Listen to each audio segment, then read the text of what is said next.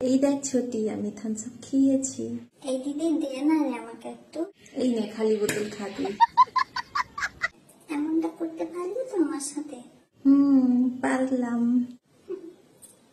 আমাকে দিল না তো, ওই খালি বোতল দিয়ে গেল। এই খালি বোতল দিয়ে আমি একটা সুন্দর জিনিস বানিয়ে না ওকে তাক লাগিয়ে দেবো। যাই বানাই জিনিসটা। আজকের ক্রাফটের জন্য লাগবে আমার কিছু কাগজ, উল আর হচ্ছে এরকম একটা ছোট্ট বোতল।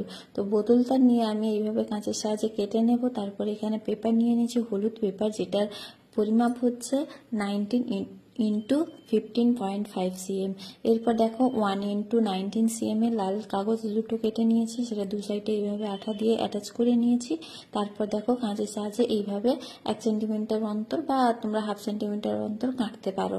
তো এগুলো কাটার পরে দেখো বোতলের মাথার দিকটা আমি গাম লাগিয়ে উপরের পোর্শনটা অ্যাটাচ করে দিলাম এবং একইভাবে শেষের নিচের পোর্শনটাও অ্যাটাচ করে দিলাম। তারপর দেখো জিনিসটা রেডি হয়ে গেছে। এরপর হ্যাঙ্গিং এর জন্য এখানে উল ব্যবহার করেছি। আর দেখো এখানে স্টেপলারের সাহায্যে আমি পিনটা মেরে নিয়ে তারপর দড়িটাকে হ্যাঙ্গিং করে বেঁধে দিলাম। এবার দিদির জ্বলন হবে। দিদি এই নে দেখে যা, এই দেখ কত সুন্দর হয়েছে। এটা আমি তোকে দেবো না, এটা আমি কালী পুজোর দিন জ্বালাবো। ইস, কি যে ভুল করলাম ছোটিকে থামস আপটা না দিয়ে। আচ্ছা, এই আইডিয়াটা তোমাদের কার কার ভালো লাগলো অবশ্যই কমেন্ট করে জানাও। ভিডিওটা ভালো লাগলে লাইক করো, শেয়ার করো আর কমেন্ট করে ঝটপট জানাও নেক্সট কি দেখতে চাও। বাই।